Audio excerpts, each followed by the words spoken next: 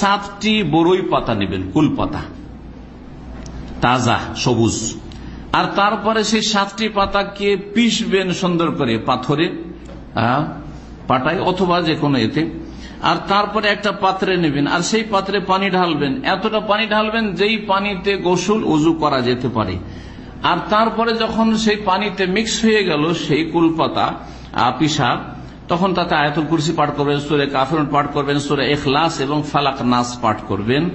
আর যেই জাদু সম্পর্কীয় আয়াতগুলি সূরা আরাফে রয়েছে, সূরা ইউনূসে রয়েছে, সূরা শুআরায় রয়েছে, সূরা তাহা রয়েছে, এই সূরাগুলিতে বেশ কিছু সেহর সম্পর্ক, জাদু সম্পর্কে আয়াত রয়েছে, এগুলি পাঠ করতে হবে।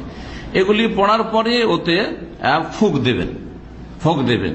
আর ফুঁক দেওয়ার পরে কি করতে হবে, কিছুটা পান করে নেবেন, কিছুটা অংশ এশরাব বাদও পান করে নেবে, পান করলো ভিতরে গেল। ওয়াক্তাসাল ফিল বাকি, আর বাকিটা দিয়ে উযু গোসল করে নেবেন। ইনশাআল্লাহ তাআলা জাদুর প্রতিক্রিয়া দূর হয়ে যাবে। একবারে যদি না হয় তো বারবার এই চিকিৎসা নেওয়া যেতে পারে বা করা যেতে পারে। শরীয়সম্মত জাদুর চিকিৎসার কথা বললাম, শারঈ জাদুর চিকিৎসা মানে কোরআন এবং সুন্নাহ বৈধ জাদুর চিকিৎসা। যদি জাদু কাউকে লেগে যায় বা হয়ে করে দেওয়া হয় তাহলে তার চিকিৎসা